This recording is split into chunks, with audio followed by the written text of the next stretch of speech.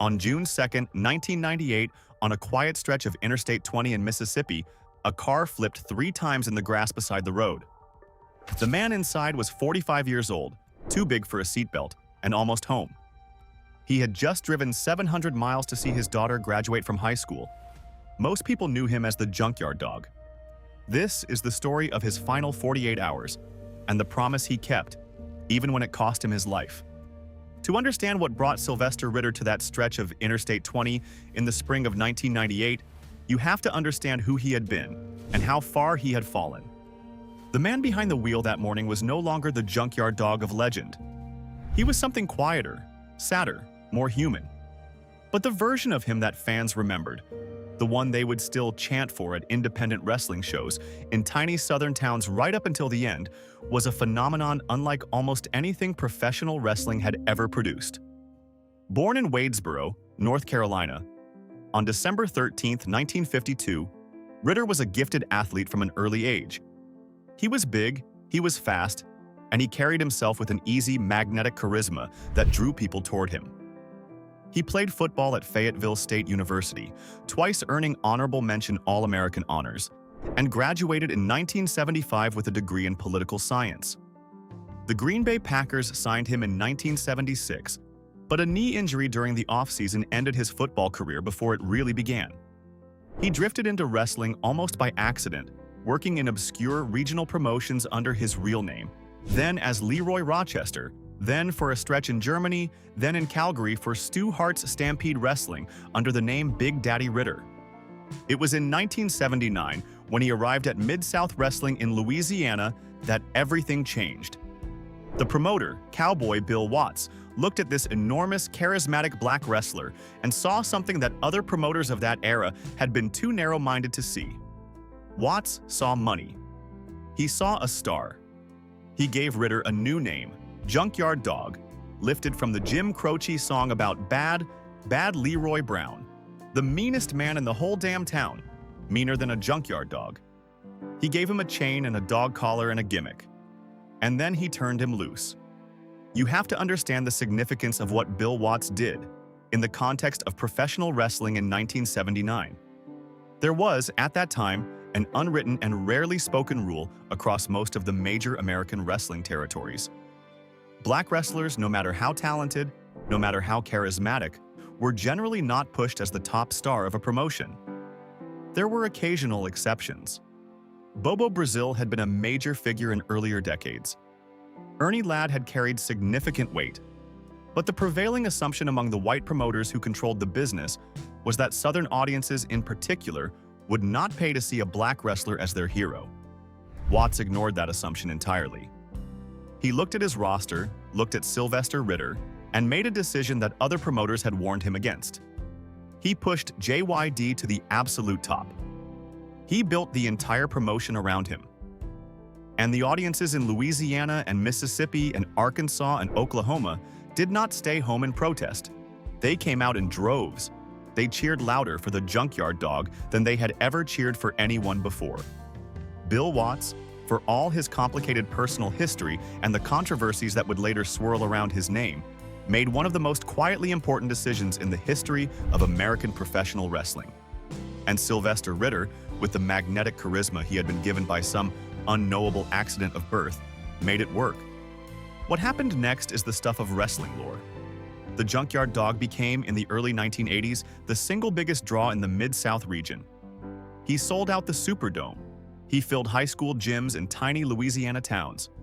He had a feud with the fabulous Freebirds that became so heated, so personal, that during one match a fan jumped the barricade with a gun and threatened to shoot Michael Hayes, Terry Gordy, and Buddy Roberts for what they had done to his hero. The Freebirds had blinded JYD with hair cream in storyline, and the angle was so effective that Ritter spent weeks wrestling with his eyes covered, unable, supposedly, to even see the face of his newborn daughter LaToya. Fans sent money to the promotion, addressed to Junkyard Dog, hoping to help him pay for an eye specialist who did not exist, for a problem that was not real. That is how deeply they believed in him.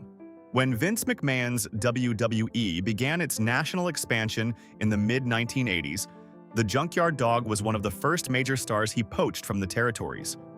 JYD arrived in New York in 1984 and slotted neatly into the colorful, cartoonish world of Hulk Hogan and Roddy Piper and André the Giant. He never won a championship in the WWE, but he did not need to. He was a beloved fixture of WrestleMania 1, of WrestleMania 2, of WrestleMania 3, where he memorably challenged King Harley Race for the cape and crown. His entrance music was Another One Bites the Dust by Queen. His finishing move was a power slam he called the Thump. He invited children into the ring after his matches and danced with them. He was, in every sense, a hero. But somewhere along the way, the cracks began to show. Life on the road in 1980s professional wrestling was brutal in ways the audience never saw. The schedule was relentless, sometimes more than 300 nights a year. The pain from the bumps and the body slams and the brawls accumulated, and the only painkillers anyone offered were the ones you bought yourself. Some wrestlers solved the problem with alcohol. Others, including Sylvester Ritter, solved it with cocaine. By his own account, by the late 1980s, JYD had developed a serious cocaine habit. Jake Roberts, who had become close friends with Ritter, would later say that he watched his friend slip deeper and deeper into a hole he could not climb out of. Bill Watts, who had built him into a star, knew about it. The other wrestlers knew about it. By the time JYD left the WWE in 1988 and bounced through stints in the NWA and WCW, the magic was fading. He was heavier, he was slower, the matches got shorter. And somewhere along the way, he lost his marriage, lost his savings, and lost the easy, sunlit version of himself that fans had once flocked to see. In the years that followed, Sylvester Ritter became something almost no one could have predicted. He became, for a time, homeless. According to friends who spoke years later on the documentary series Dark Side of the Ring, there was a period of roughly 18 months in the 1990s during which Ritter did not shower, did not shave, did not brush his teeth, did not comb his hair. He was, in the literal sense, lost. The wrestler Tony Atlas helped him get back on his feet. He worked at a Walmart in Las Vegas. He took the job repossessing cars in Mississippi. He still wrestled occasionally, still showed up at independent shows in small southern towns, where the older fans would chant his name and the younger ones would ask their fathers who that big, slow man was supposed to be. By the late 1990s, the Junkyard Dog of legend had become a memory, kept alive mostly by the people who had actually been there in the Superdome in 1982. The man who walked the earth in 1998 was someone else. Not better, not worse, just smaller, in every way that did not have to do with his physical size. He was Sylvester. He was a father. He was, by most accounts, trying very hard to put his life back together. The $1 Million Man, his old in-ring rival who had since become a born-again Christian and a motivational speaker, would later tell the wrestling journalist Mike Mooneyham that he believed JYD had been making real progress in the months before his death. He was clean. He was working. He was, slowly, returning to himself. He was also, more than almost anything else in his life at that moment, focused on his daughter. LaToya Ritter was the youngest of Sylvester's 3 children, and by every account she was a daddy's girl in the deepest sense of that phrase. She had been born in 1980, during the height of her father's feud with the fabulous Freebirds, and her birth had been worked into the wrestling storyline. The blinded Junkyard Dog could not see his newborn baby. Fans wept for him. They sent gifts. The angle made the feud one of the most successful in Mid-South history. But behind the scenes, of course, LaToya was a real child, and her father was a real man, and the demands of the wrestling business meant he was almost never home. LaToya grew up mostly without him. She lived in Wadesboro, North Carolina, with her mother, in the same small town where her father had grown up.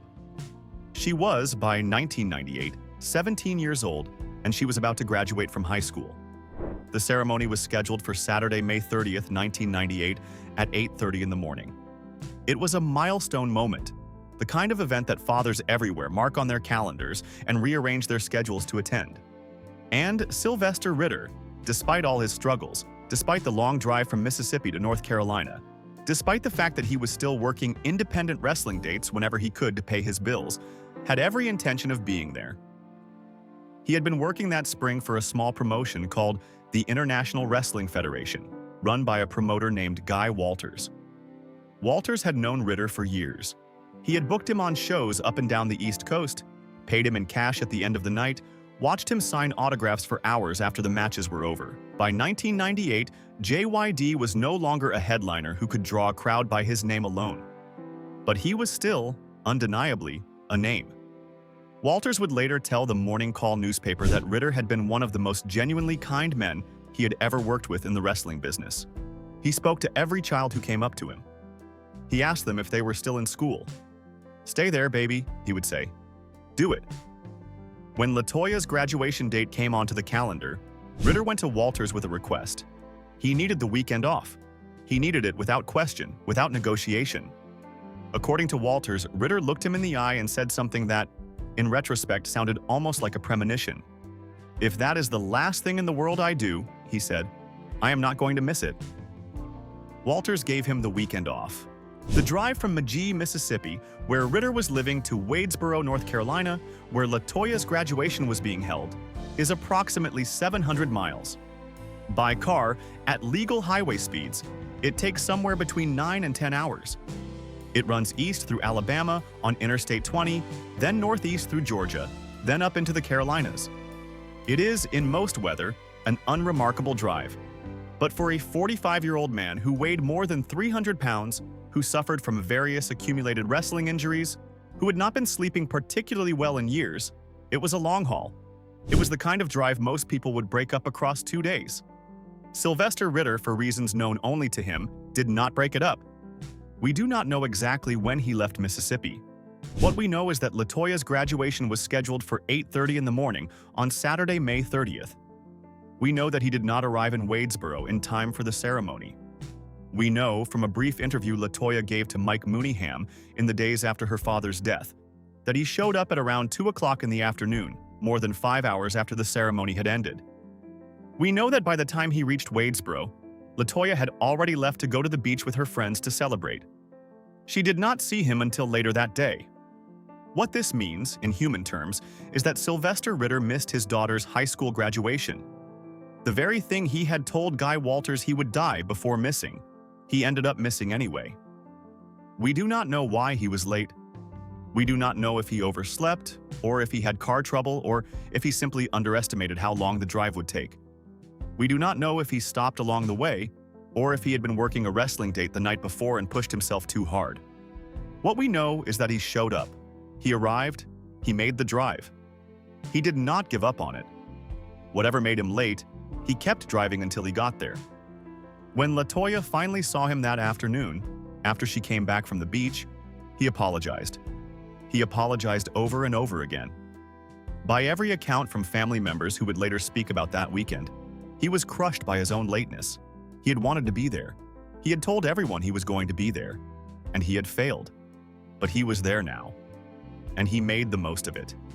The next several days, from Saturday afternoon through the following Monday, would be the last days of Sylvester Ritter's life, and by every available account, they were good ones. He stayed at the home of his sister, Christine Woodburn, in Wadesboro. He spent time with his nephew, Jarvis Woodburn Jr., who had grown up calling him Uncle Dog, and who would later become one of the only family members willing to speak publicly about JYD's life and death. He met his nephew's young son for the first time. There was a family photograph taken during this visit.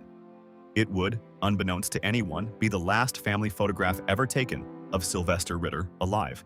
He spent time with LaToya. He talked with her about her plans. He apologized again for missing the ceremony. He told her he was proud of her. He asked her about college.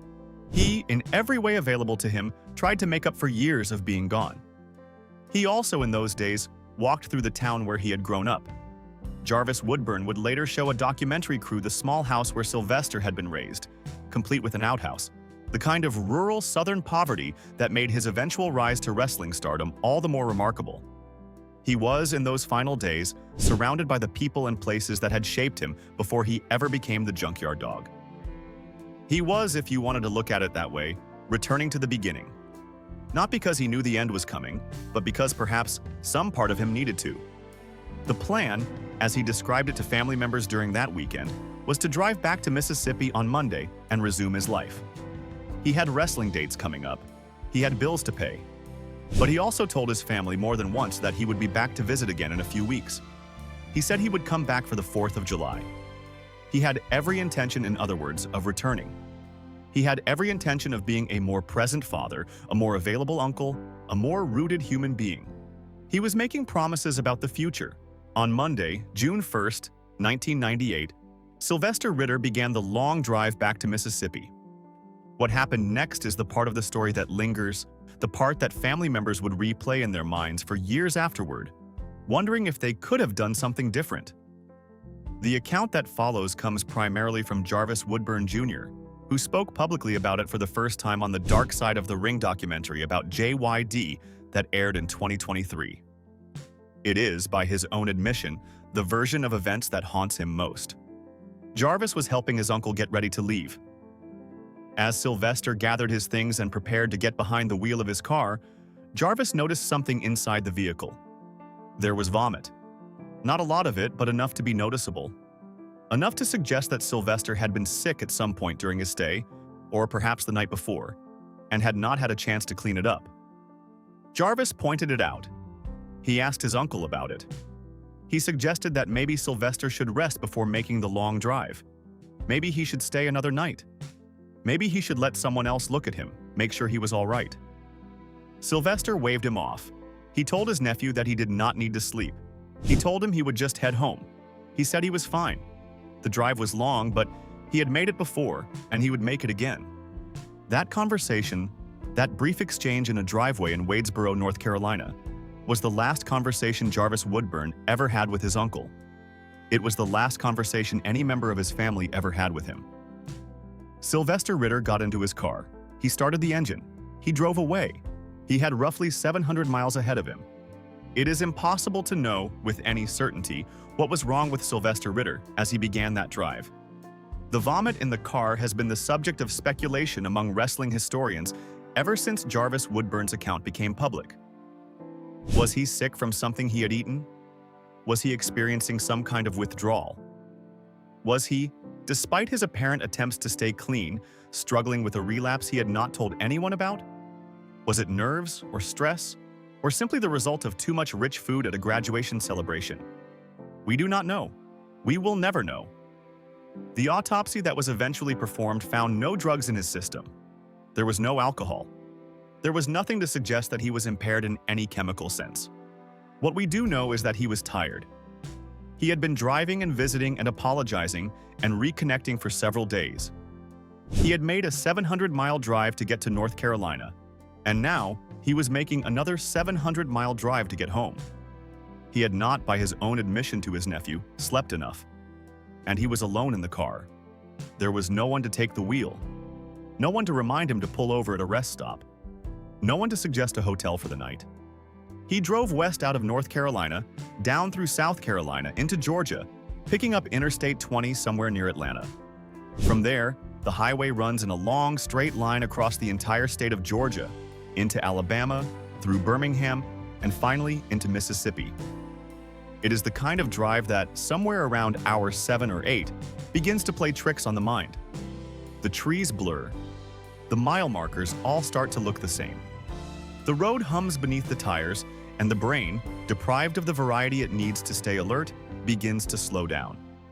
We do not know what time Sylvester Ritter crossed into Mississippi. We do not know where he stopped for gas, or whether he stopped for food, or whether he made any phone calls along the way. The cell phones of 1998 were not the constant companions they would become. He may have driven the entire stretch in silence, or with the radio on, or with a tape playing. There is no record of his thoughts in those last hours. There is only the record of what eventually happened. What we can imagine, though, is what that drive must have felt like. A man alone in a car for 10 hours, 12 hours, perhaps longer if he stopped to rest along the way. A man with a lot to think about. He had just spent several days in the town of his childhood, surrounded by family. He had seen his nephew's young son for the first time. He had reconnected, however briefly, with the daughter he had so often been absent for. He had walked past the small house where he had grown up, the house with the outhouse out back, and he had remembered everything that journey had taken to bring him from that house to the Superdome and back to this small town again. There must have been pride in those thoughts. There must have been regret. There must have been the bone-deep weariness of a man who had lived more lives than most people get to live, and who was now driving a beat-up car across the South because he had to keep working to pay his bills, because the money he had once made had not lasted, because the careless spending of his peak years had caught up to him just like it had caught up to so many wrestlers of his generation. He had once been the most popular man in New Orleans. Now he was a man on a long drive, alone, going home to a town where most people knew him only as Sylvester. At approximately 11:40 in the morning on Tuesday, June 2, 1998, on a stretch of Interstate 20 near the small town of Forest, Mississippi, Sylvester Ritter's car left the road. Forest is in Scott County, in the central part of the state, less than 80 miles from his home in Magee. He was, in other words, almost there. He had completed the vast majority of the long drive home. He had survived nearly the entire 700-mile journey. He was within an hour or so of his own bed. There were no skid marks on the pavement where his car left the highway. This is the detail that, more than any other, has shaped how investigators and family members and wrestling fans have interpreted his death. A driver who is awake, even one who is distracted, almost always brakes when he realizes he is leaving the road. He swerves. He fights the car back onto the asphalt. The tires scream. The pavement records the struggle. None of that happened on Interstate 20 that morning. The car simply drifted off the road as if no one were driving it. The investigators concluded that Sylvester Ritter had fallen asleep at the wheel. Once the car left the pavement, it traveled across the grass and dirt of the highway shoulder. Whatever angle it left at, whatever the speed, the result was that the vehicle began to roll. It flipped once. It flipped a second time. It flipped a third time. Each rotation sent the heavy frame of the car crashing against the ground with the kind of force that would have been devastating even to a smaller man wearing a seatbelt. Sylvester Ritter was 6 feet, 4 inches tall and weighed somewhere between 300 and 325 pounds, and he was not wearing a seatbelt. According to Jarvis Woodburn, his uncle had simply been too large to fit comfortably in the standard issue seatbelts of the era. He had stopped bothering with them years before. When the car finally came to rest, Sylvester Ritter was already gone. The autopsy would later identify the cause of death as severe head trauma. The reports noted that there were relatively few external marks on the body, which is part of the reason an autopsy was ordered in the first place. From the outside, it almost looked like he might have just been sleeping. But inside, the damage from the rollover had been catastrophic and instantaneous. He almost certainly never knew what was happening. He went to sleep at the wheel of his car, and he did not wake up. The Mississippi Highway Patrol responded to the scene. The car was identified, the body was recovered. The news began to spread, slowly at first, the way news spread in 1998 before social media and instant alerts. Someone called the family in Wadesboro. Jarvis Woodburn Jr. would later say that the news arrived the next morning, that he received a call telling him that Uncle Dog had been killed. He had, the day before, told his nephew he would be back for the 4th of July. Now he was never coming back at all. The wrestling world reacted with shock. Junkyard Dog was not, by 1998, a major fixture on television. He had been off the national stage for nearly a decade. But every wrestler who had come up in the territories knew him. Every fan who had been around in the 1980s remembered him. The $1 Million Man, who had been searching for his old friend, who had told a story at a recent motivational speaking event about how he wished he could reconnect with JYD, had only managed to make contact through an intermediary in the weeks before the crash. They had spoken on the phone. The $1 Million Man had invited Ritter to come visit. He never got the chance. Bill Watts, the man who had created the Junkyard Dog character, would later weep on camera and say that he had never gotten the chance to tell Sylvester that he loved him. Jake Roberts, who had been one of his closest friends in the business, said that part of him was actually relieved when he heard the news, because he knew that whatever pain his friend had been carrying, it was finally over. The funeral was held in Wadesboro, North Carolina. Sylvester Ritter was buried at Westview Memorial Park, in the same small town where he had grown up. For more than a decade, his grave was unmarked. There was no headstone, no plaque, no indication that the man buried in that plot of ground had once been one of the most beloved figures in professional wrestling. It was not until November of 2012, 14 years after his death, that a proper marker was finally placed on his grave. By that point, his daughter LaToya was also buried in the same cemetery, having died in October of 2011 at the age of 31 of what was determined to be a sudden heart attack while she was talking on the phone with a friend. Her brother had found her unresponsive on the floor. Paramedics could not revive her.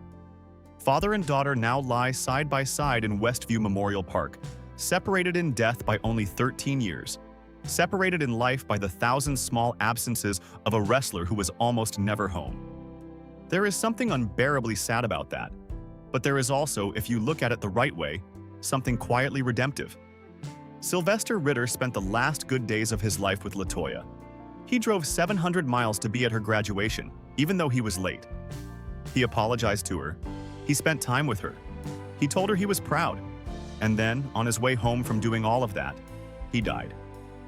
The last thing he did, as he had told Guy Walters he would, was attend his daughter's graduation.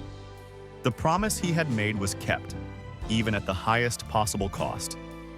In the years since his death, the legacy of Junkyard Dog has been the subject of much reconsideration. The WWE inducted him into its Hall of Fame in 2004, 6 years after he died. LaToya, who was still alive at the time, accepted the honor on her father's behalf, alongside her Aunt Christine. He was inducted by Ernie Ladd, the legendary wrestler who had been one of the few black stars of the previous generation, and who would himself die 3 years later from cancer. The induction was held the night before WrestleMania 20 in Madison Square Garden, in the same building where JYD had wrestled on the very first WrestleMania card 19 years earlier. The crowd cheered. LaToya gave a brief, tearful speech. The chants of JYD echoed through the arena one more time. In the broader history of professional wrestling, Sylvester Ritter is now widely recognized as something he was not always credited as being during his life. He was, by most reasonable measures, the first black wrestler to be the undisputed top star of a major American wrestling promotion. He carried Mid-South on his back. He sold out the Superdome. He proved, against the assumptions of an entire industry, that a black wrestler could be the most beloved figure in a region that included parts of the Deep South, including Louisiana and Mississippi and Arkansas. The doors he opened, the assumptions he shattered, the sheer cultural weight of his stardom in the early 1980s, all of these things are now part of the record. New Day, the celebrated tag team of Big E, Kofi Kingston, and Xavier Woods, has spoken openly about JYD as a foundational figure for black wrestlers in the modern era. But none of that legacy, none of that recognition, none of those accolades can change what happened on Interstate 20 on the morning of June 2, 1998. None of it can give Jarvis Woodburn back the chance to tell his uncle to stay another night. None of it can give Bill Watts back the chance to tell Sylvester he loved him. None of it can give the $1 Million Man back the chance to have one more conversation with the man who had been one of his greatest in-ring rivals and one of his most generous backstage friends. And none of it can give LaToya Ritter back her father. What we are left with, instead, is the story. The story of a man who was tired, and who had been tired for a long time. The story of a man who had made and broken 1,000 smaller promises in his life, but who refused to break this one. The story of a man who drove 700 miles in each direction, who arrived late but arrived nonetheless, who spent his last good days surrounded by family, who told his nephew he did not need to sleep, who got behind the wheel of his car, and who fell asleep anyway. The story of a man whose body was too big for a seatbelt and whose heart, by every account, was even bigger than that. If you want a moral, it is this. Sylvester Ritter was not the Junkyard Dog when he died. He was Sylvester. He was a father who had failed his daughter many times and who had finally, in the very last act of his life, succeeded in being there for her. He had attended her graduation. He had, however imperfectly, however late, kept his promise. The road killed him on the way home, but the promise was kept. There is a kind of dignity in that, if you let yourself see it. Most of us do not get to choose how we die. Most of us do not get to choose what our last good act will be. Most of us, if we are honest, will spend our final years looking back at the people we did not call enough, the children whose recitals we missed, the family members whose graduations we did not attend. Sylvester Ritter did not get to escape that universal regret entirely. He missed the ceremony itself. He apologized for it. but he was there. He saw his daughter on the day she became, in some ceremonial sense, an adult. He hugged her. He told her he was proud. He met his nephew's son. He took the last family photograph. He went home the long way, the only way he knew how, and he died on the road like so many of his fellow wrestlers had died before him. The Junkyard Dog had walked to the ring for 2 decades to a Queen song called Another One Bites the Dust. It was the kind of song that, in the context of wrestling, was supposed to be triumphant. The villains fell. The hero stood tall. Another one bites the dust. But in the larger arc of wrestling history, the song has taken on a different and sadder meaning. So many of the men and women who entertained millions of fans in the 1980s have died young, have died on the road, have died of accumulated injuries and addictions and exhaustion. Sylvester Ritter is one of them. Another one bit the dust on Interstate 20 near a town called Forest on a morning in June of 1998. But the dust, in his case, was not the dust of failure. It was the dust of the long road home from a daughter's graduation. It was the dust of a man who had, in the very end, done the right thing and paid for it with his life, and would not, if you could ask him now, have done it any differently. He was 45 years old. He left behind 3 children. He left behind a sister, a nephew, a wrestling community that would spend the next quarter century trying to figure out how to remember him properly. He left behind no money to speak of, no estate, no will. He left behind only the story. The story of the chain and the dog collar. The story of the Superdome on a sold-out Saturday night. The story of the children who climbed into the ring after his matches to dance with him. The story of the long drive across 3 states to attend the graduation he had promised, with all the weight of his own life behind it that he would not miss. He kept the promise. The road took him afterward, but he kept the promise. And somewhere in Wadesboro, North Carolina, in a cemetery called Westview Memorial Park, a father and a daughter rest beside one another, their separate stories now joined together in the quiet ground. The father drove 700 miles to be there for the daughter, and got there late and apologized, and stayed for as long as he could. The daughter accepted his Hall of Fame ring on his behalf 6 years after he died, and stood in front of the cheering crowd and represented him with grace. They are together now in a way they were rarely together in life. There is perhaps some small comfort to be taken from that. Some small grace. Some small victory wrested from the wreckage of a flipped car on a Mississippi highway. The final 48 hours of Sylvester Ritter were not glorious. They were not the stuff of championship matches or sold-out arenas. They were the stuff of ordinary human life. A long drive, a graduation missed, an apology offered, a weekend spent with family in a small southern town, a nephew's worried question brushed aside, a car full of vomit, and a man who insisted he did not need to sleep.